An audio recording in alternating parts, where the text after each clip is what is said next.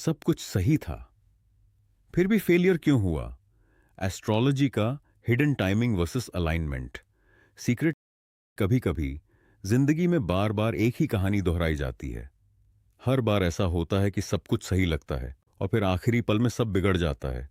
रिश्ता almost fix हो जाता है, फिर अचानक खत्म हो जाता है। जॉब ऑलमोस्ट मिल जाती है, फिर कैंसिल हो जाती है और आप बस सोचते रह जाते हैं, मेरे साथ ही क्यों? लेकिन जरा रुकिए, ये सिर्फ आपके साथ नहीं हो रहा है।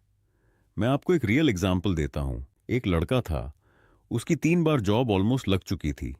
हर बार उसने फाइनल राउंड क्लियर किया, एचआर का कॉल भी आ गया, लेकिन लास्ट मोमेंट पर वही जवाब, पोजीशन ऑन होल्ड या इंटरनल हायर। और हर बार वही फीलिंग, बस एक स्टेप दूर, लेकिन रिजल्ट नहीं। अब ध्यान से समझिए, उसकी कुंडली में जुपिटर स्ट्रांग था, करियर के योग भी थे, लेकिन मर्क्यूरी कम्बस था, यानी कम्युनिकेशन और डिसीजन टाइमिंग कमजोर हो गई थी। और ऊपर से नेगेटिव सैटर्न ट्रांजिट प्रेशर दे रहा था। नतीजा क्या हुआ? अपॉर्चुनिटी आई, लेकिन सक्सेस में कन्वर्ट नहीं हुई।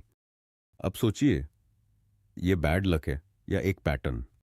यहीं से असली समझ शुरू होती है। ब्रह्मांड कालचक्र पर आज हम डिकोड कर रहे हैं टाइमिंग फेलियर, लेकिन असल में ये सिर्फ टाइमिंग का इशू नहीं है, यह है अलाइनमेंट प्रॉब्लम।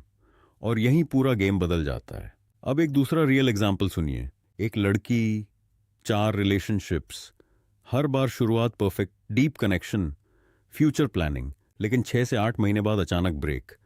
कोई बड़ा रीजन भी नहीं, बस धीरे धीरे डिस्कनेक्ट। अब उसकी कुंडली में क्या स्थिति थी? वीनस मजबूत था, लेकिन वक्री था, और उस पर केतु का प्रभाव भी था।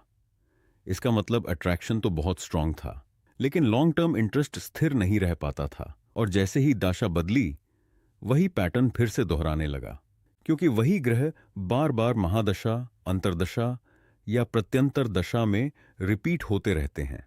अब समझिए, ये कोइंसिडेंस नहीं है, ये एक सिस्टम या पैटर्न है। अब धीरे धीरे इसकी लेयर समझते हैं। सबसे पहले placement. Here is an example.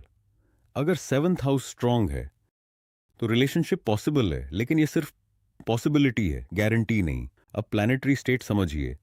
अगर वीनस मजबूत है लेकिन कंबस्ट है, तो रिलेशनशिप बनता हुआ दिखेगा, लेकिन उसमें क्लैरिटी नहीं होगी और कमिटमेंट टिक नहीं पाएगा। एक छोटा सा एग्जाम्पल, और एक कपल, सब कुछ परफेक्ट, वो फैमिली एग्री, टाइमिंग भी परफेक्ट, बट लेकिन शादी से 2 हफ्ते पहले अचानक फाइट शुरू, मिसअंडरस्टैंडिंग बढ़ी और रिश्ता टूट गया। क्यों? क्योंकि मार्स ट्रांसिट के दौरान 7th हाउस को एक्टिवेट कर रहा था और उसी समय सैटर्न का एस्पेक्ट प्रेशर बना रहा था, यानी एक तरफ ट्रिगर था, दूसरी तरफ प्रेशर, ऊपर से दाशा संधि, एक अनस्टेबल फेज। दाशा संधि क्या होती है, ये आगे समझाऊंगा। अब सोचिए, सब कुछ सही था, फिर भी संबंध क्यों टूटा? यही है अलाइनमेंट फेलियर। अब बात करते हैं रेट्रोग्रेड की। वक्री ग्रह अक्सर पुरानी चीजों या पैटर्न्स को दोबारा सामने लाता है। इसलिए कुछ लोग कहते हैं, मुझे हर बार सेम टाइप के लोग मिलते हैं। ये रैंडम नहीं है, ये पैटर्न है। अब डिग्री की बात करें। अगर ग्रह शुरुआत की डिग्री में है, may be between 0 to 5 degrees, तो इमेच्योर बिहेवियर या अनस्टेबिलिटी देता है। और अगर ग्रह भाव के अंत की डिग्री में हो, यानी 25 डिग्री से ज्यादा पर स्थित हो, तो वह एग्जॉस्टेड या वीक एनर्जी देता है। इसलिए कई बार चीज शुरू ही नहीं होती या अंत में आकर टूट जाती है। अब सबसे क्रिटिकल फैक्टर दाशा, महादशा और अंतर्दशा ये डिसाइड करते हैं कि कब कोई चीज एक्टिवेट होगी। एक एग्जाम्पल देखिए। एक व्यक्ति बहुत टैलेंटेड था, स्किल्स परफेक्ट थीं, लेकिन बहुत प्रयास करने के बावजूद 5 साल तक उसे नौकरी नहीं मिली। फिर अचानक 6 महीने के अंदर 3 ऑफर्स। क्यों? क्योंकि पहले दाशा सपोर्ट नहीं कर रही थी, और जैसे ही सही दाशा आई, वही एफर्ट, लेकिन रिजल्ट पूरी तरह अलग। अब दाशा सांधी, जब एक दाशा खत्म होती है और दूसरी शुरू होती है, ये फेज अनस्टेबल होता है।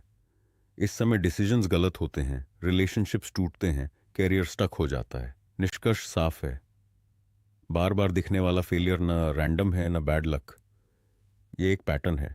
कमी एफर्ट में नहीं होती, कमी टाइमिंग और अलाइनमेंट में होती है। और जैसे ही सही समय और सही अलाइनमेंट मिलते हैं, वही चीज़, वही एफर्ट, लेकिन रिजल्ट पूरी तरह बदल जाता है। अगर आपको यह इंसाइट पावरफुल लगा, तो वीडियो को लाइक ज़रूर करें और ब्राह्मण कालचक्रा को सब्सक्राइब करें, क्योंकि यहाँ हम प्रिडिक्शन के साथ साथ पूरा एस्ट्रोलॉजिकल सिस्टम समझते हैं।